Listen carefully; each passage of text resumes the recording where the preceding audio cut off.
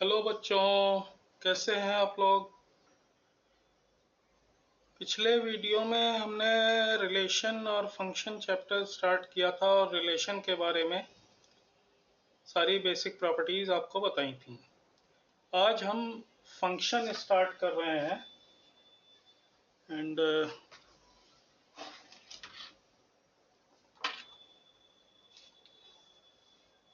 जैसे इस चीज को हम ऐसे समझ सकते हैं कि एक बड़ा सेट है रिलेशन, तो फंक्शन उसका सबसेट होता है।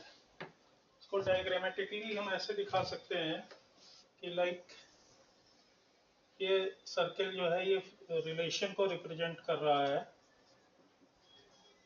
और एक इसका सबसेट, छोटा सबसेट, ये फंक्शन को रिप्रेजेंट कर रहा है। मीन्स कि कोई जो फंक्शन है वो रिलेशन होगा, लेकिन हर रिलेशन फंक्शन नहीं होगा। कब नहीं होगा या कब होगा उसके लिए कुछ कंडीशंस हैं, उसके लिए मैं फंक्शन की डेफिनेशन समझनी पड़ेगी। तो फर्स्ट ऑफ ऑल फंक्शन क्या है? Function is a special case of relation. To be specific, let x and y be two non-empty sets and R or F be a relation from x to y, then R may not relate, अगर ये relation है तो may not relate, may or may not relate an element of x to an element of y। मतलब x set जो first set है उसका कोई element ऐसा भी हो सकता है कि जो सेट y के किसी एलिमेंट से रिलेटेड ना हो, और हो भी सकता है, दोनों बातें हो सकती हैं।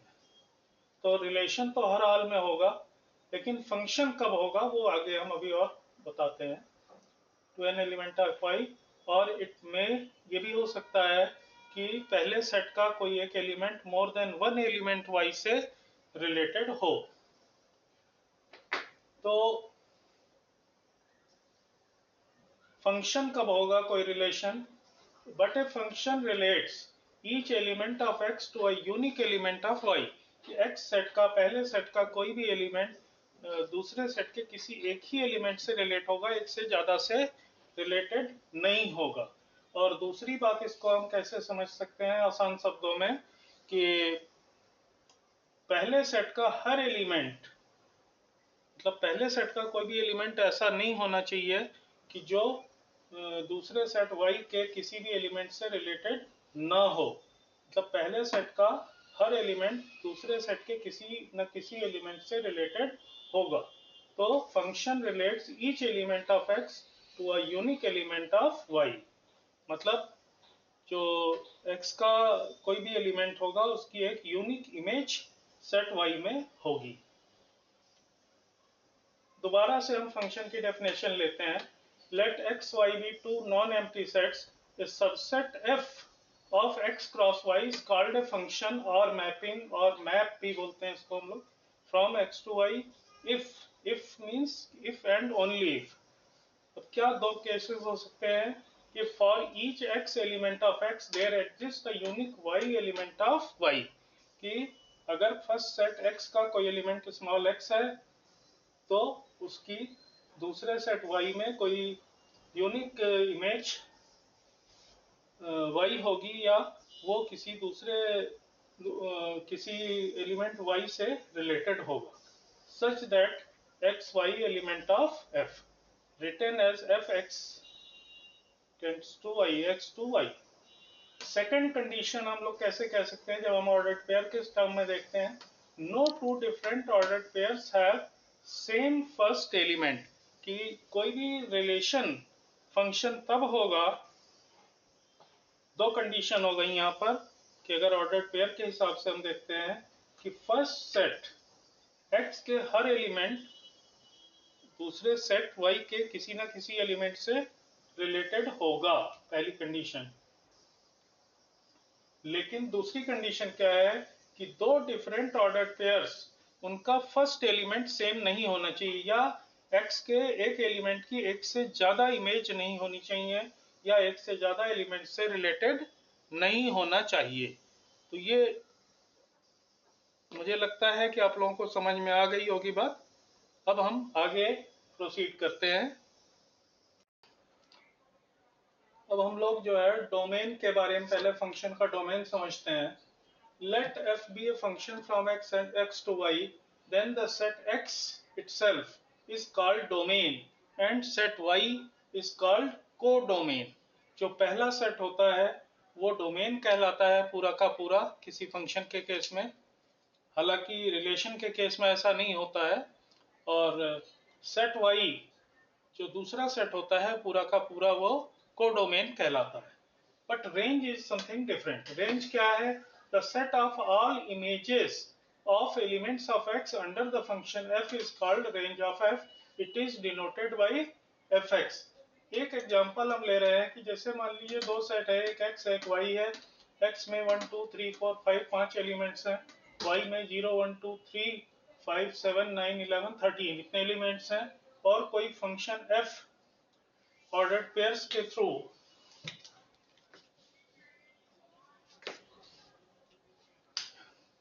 रिप्रेजेंटेड है। पहला ऑर्डर पेयर है 1,1, दूसरा 2,0, तीसरा 3,7, चौथा 4,9, पांचवा 5,13। तो रेंज क्या होगी? सेकंड एलिमेंट्स जो है इनका जो सेट होगा वो रेंज होगी। तो सेकंड एलिमेंट जैसे कि हम यहाँ देख सकते हैं 1 0 7 9 और 13, 1 0 7 9 13, this will be range of function f। अब हम थोड़ा सा मेन फीचर्स के बारे में बात करते हैं फंक्शन के। तो जैसे पहला फीचर है to each element x, element of x, each member x of set x, there exists a unique y, element of y, such that y equals to fx। कि अगर कोई फंक्शन fx x से set x से set y में है तो हर x के लिए, हर x की हर वैल्यू के लिए y की कोई ना कोई वैल्यू होगी। दूसरा क्या है कि no element in x can have more than one image in y। कि x का कोई भी एलिमेंट होगा, सेट x का कोई भी एलिमेंट होगा, उसकी सेट y में एक से ज्यादा इमेज नहीं हो सकती है। तीसरी प्रॉपर्टी क्या है कि देयर में B some elements in y, there may be some elements in y which are not associated with any element of x। कि सेट y में कुछ एलिमेंट्स ऐसे हो सकते हैं कि जो सेट x के किसी भी एलिमेंट से एसोसिएटेड ना हो। एंड